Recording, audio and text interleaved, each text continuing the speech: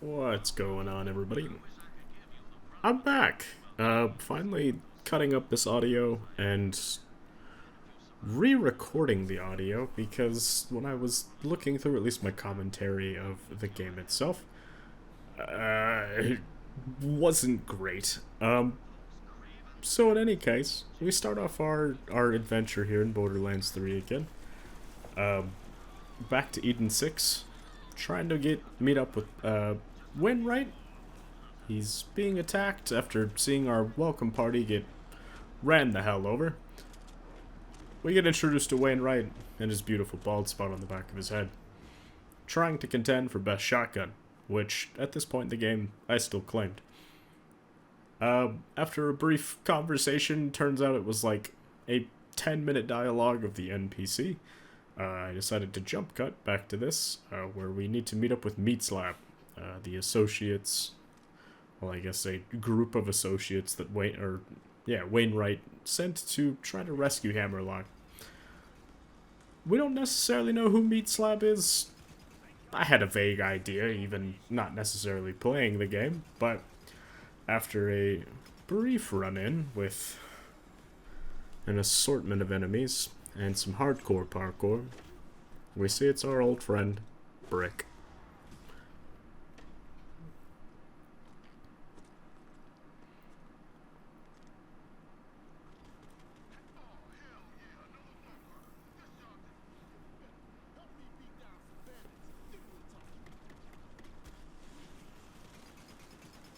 And at least showing right here, this was my first interaction with the Enforcers, and I didn't realize that this was just going to be the scope of the game, and this is one of my few gripes, I guess, at least with the game itself, is just that I don't necessarily agree with having shields that negate all damage, especially like you'll see later on in the video.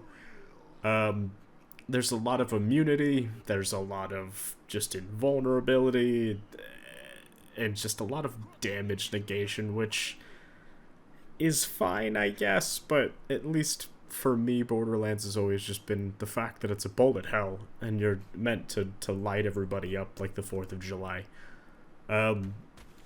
Aside from that, Brick uses his technological prowess to open the door by punching everything,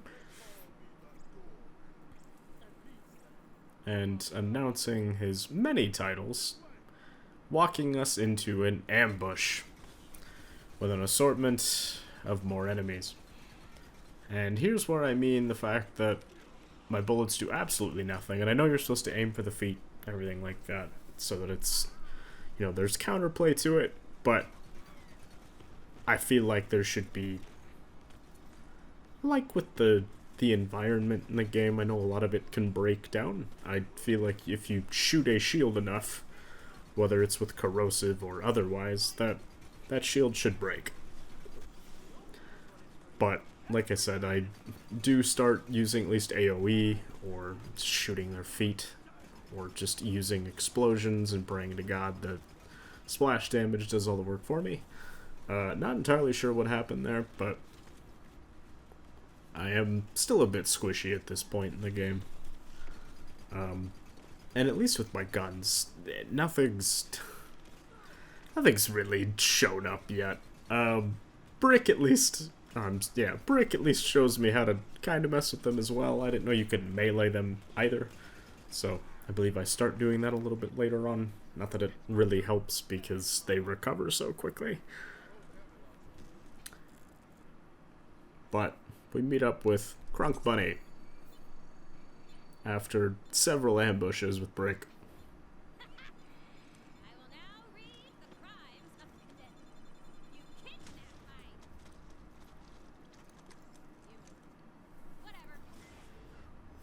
Crunk Bunny or Tina. Which, I'm happy that she's at least grown up and her voice doesn't make me want to just gouge my ears out. But we're tasked with making an explosive pizza, so we had to go hunt down some toppings or some explosive devices for Tina so that she can make us this pizza. It looks so delicious.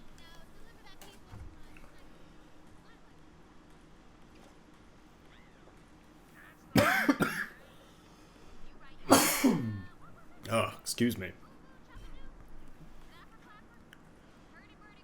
Not entirely sure where it's gonna jump cut again. But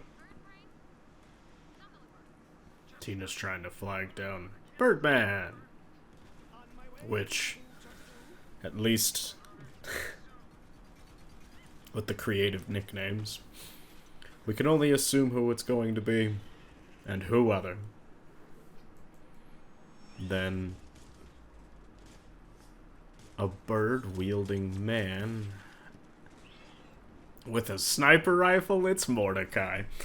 I know, the suspense was killing all of you. With not Bloodwing, but Talon. Rest in peace, Bloodwing. Gone too soon. And after being the front line, where Mordecai can at least cover us from up top, realizing that all of my weapons and damage is just completely subpar, because I'm still using a level 9 shotgun at this point. Unfortunately, that doesn't change for a lot of the game. We chip our way at least through the onslaught, detonate the pizza that was set on the door, and move on our way to rescue Hammerlock.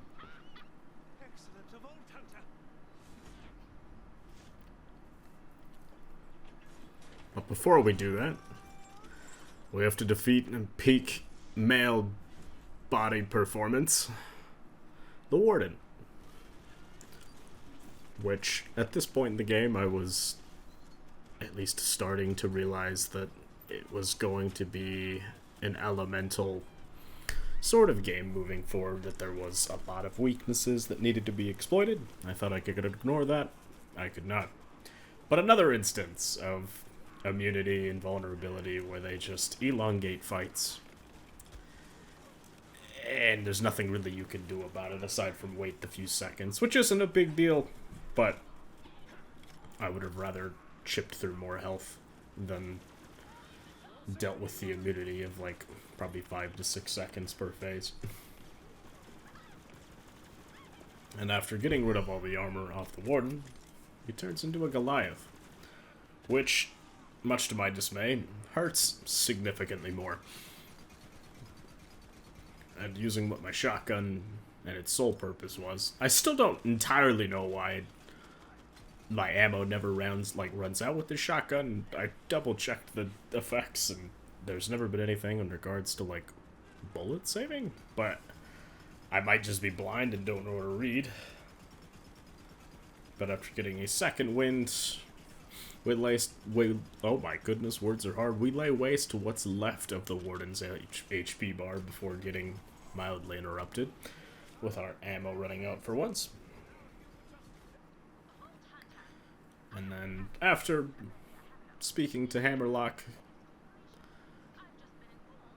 we get a brief interruption from Aurelia.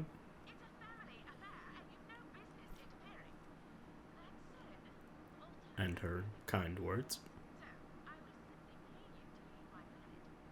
There you have it. We're all whores.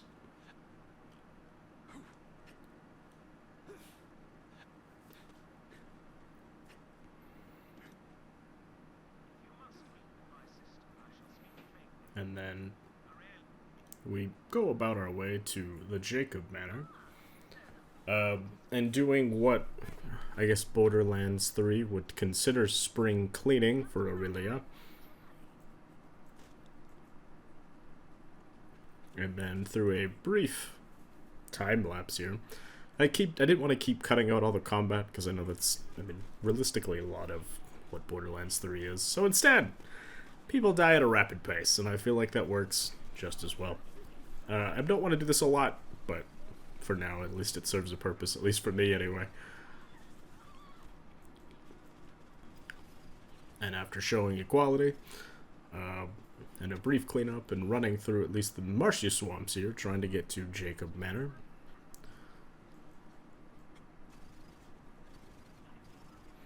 and watching our shotgun do most of the heavy lifting here. At some point, if my character would hurry up, Looks like there's about 15 more seconds here. We wait for the lift to carry us across.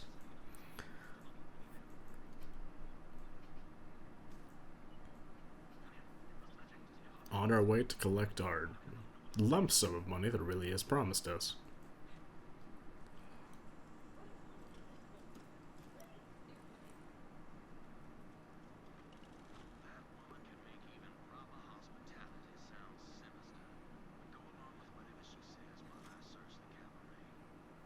Wainwright said it best.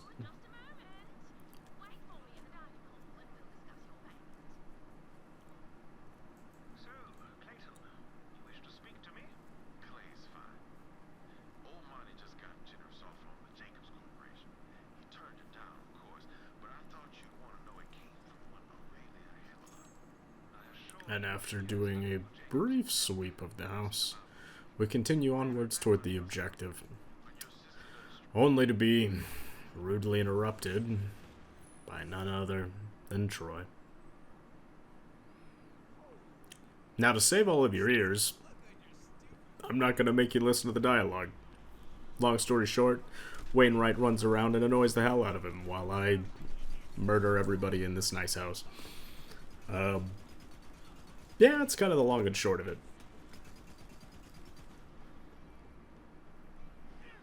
And after a teleporting man got behind me, we move forward at least into the main theater lobby, where we meet our very first anointed of the game. My boy, Billy.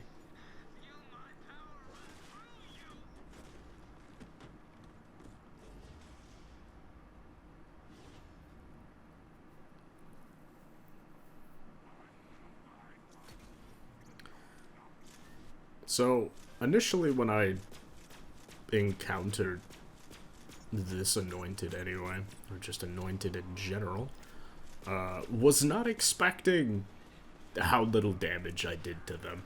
But to save you some time, I ran around, almost got killed quite a few times, and finally, after getting rudely interrupted by it dying again, we finish off Billy.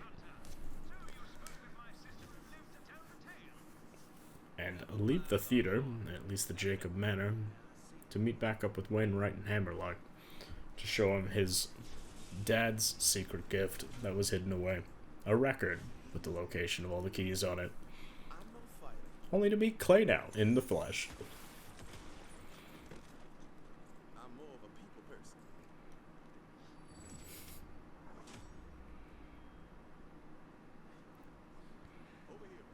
Kind of an odd description of a people person, but I'll take it. It's a nice change of pace.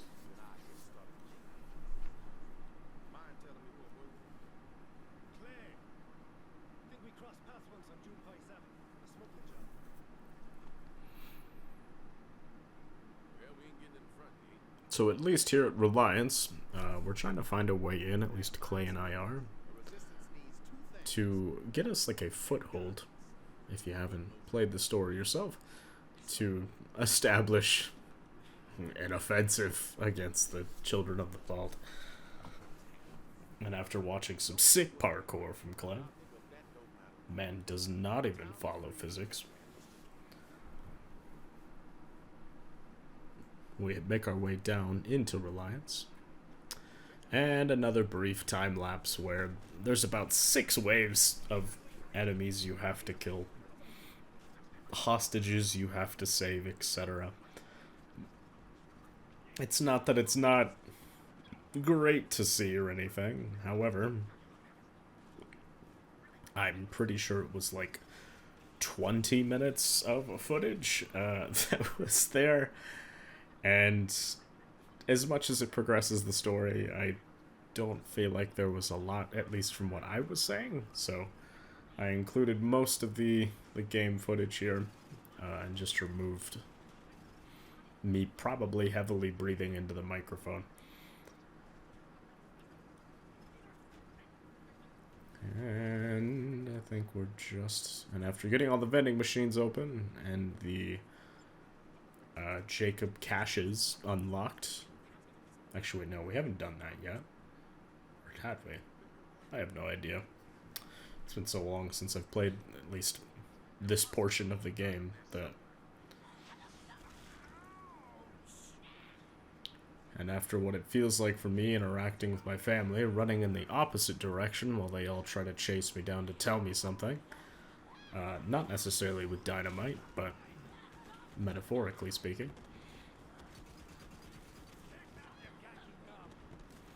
And me learning at least the new way to approach Borderlands 3, even though I'm vastly underleveled, is that you don't have to kill everything.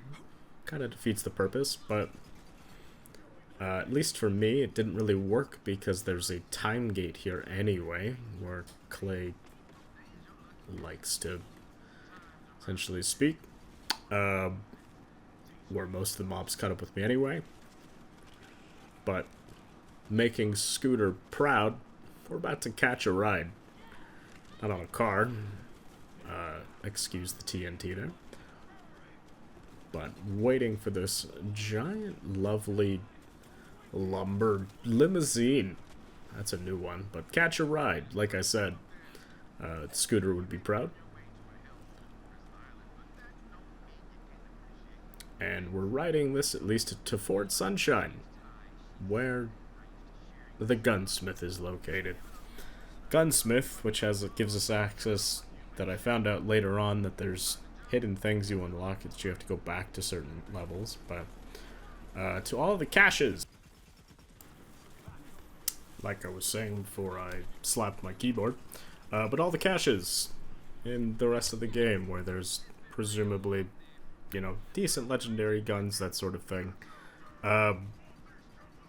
Another run-in with Moldoc the Anointed this time. Where I found out that at least it felt like Gearbox is just putting every invulnerability practice in as much as they could. Again, I don't know if I just don't know how to play the game. It could be that that's the case. But I feel like there should be a way to, you know, negate the immunity that the Anointants have.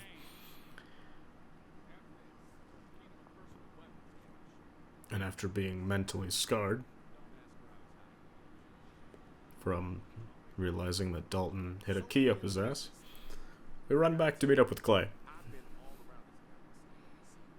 And I was at least a bit sad here to find out that the family jewel quest that had Ice-T and a few other people in it as a teddy bear and then a killer AI to fit today's standards, that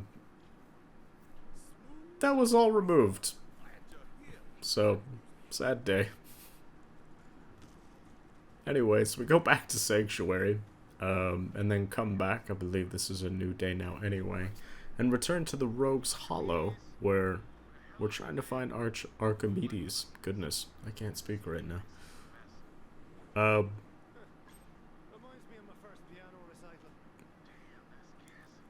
Just a lot of death was really what happened.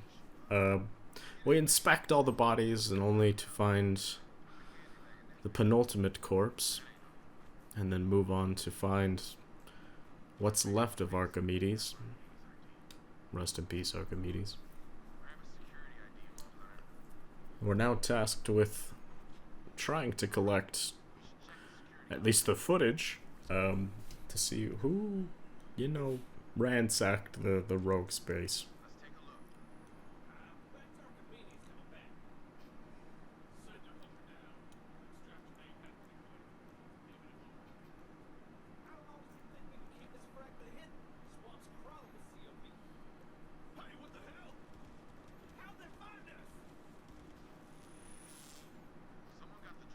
There be a traitor afoot. And what I expect most people think of what, you know, happens. You meet up with D. And at this point in the game, it was not a big deal until I realized that it was catfishing literally everybody. So, that was nightmare fuel I didn't need, but after protecting D, or at least given the first of the security badges, and then refreshing the fact that this is nightmare fuel.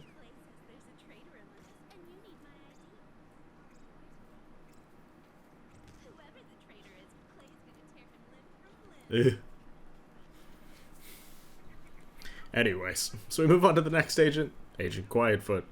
After several dead drops, we meet up here, and after me dying about 12 times trying to get to this place, he has the sickest RGB this side of Pandora. You know, can only assume what the red beeping is. And after watching Quietfoot explode with excitement upon getting to see us, we clear out the area and head on our way to the docks to meet up with, I believe it's Domino. To try to get Domino's security badge. And after running through and trying to channel our inner John Wick here, which John Wick 4 is out, still need to see that, but if anybody else is a fan, I've heard it's fantastic.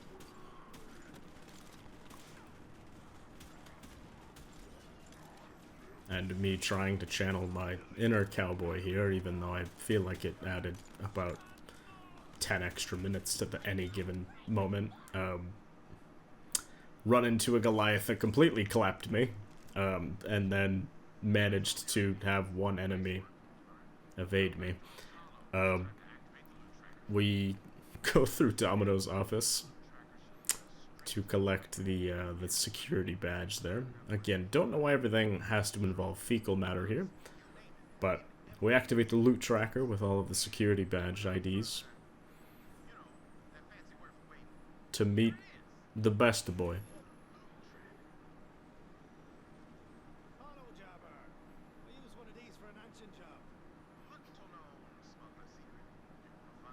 Monkey.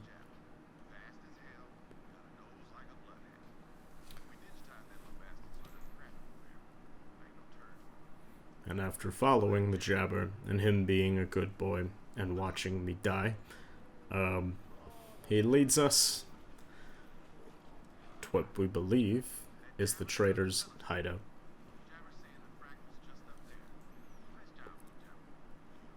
I said good boy. And now for the final showdown, at least I believe, unless I forgot again. We get to encounter the traitor, the one who turned on the rogues.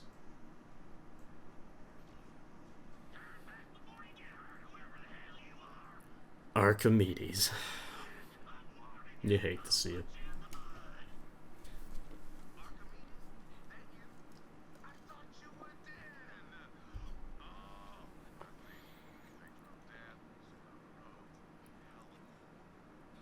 And despite Clay's enthusiasm about the plan going well for Archimedes, he instructs us to wipe him off the face of the planet.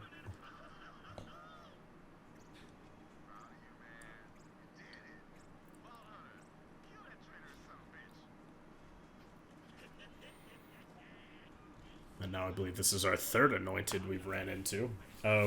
Archimedes wasn't necessarily a bad anointed. The hitboxes shifting throughout the fight was a little odd, but overall, not bad. I feel like it's a less terrible design of an anointed. And then he completely just goes off of my clone, beats the hell out of me, and letting my drone do most of what the work is. There's the shifting hitboxes I was talking about. As we watch Archimedes crystallize, and then we punch him into literal pieces. Beautiful. And me distracted by loot again.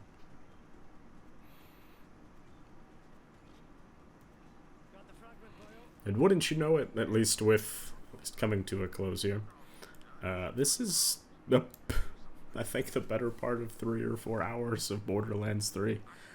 So, we at least made some decent progress, and I kept this footage at least under 20, or a little under 26 minutes, so I'd say that's a pretty good cut. might not really be an organic experience, but we make our way back to Sanctuary to hand in the key fragments to Tannis. I don't know if we've got the third fragment. I don't think we have yet. But we make our way back to Tannis. In any case, thank you for coming along again, everybody. And I'll talk to you next time. Bye-bye.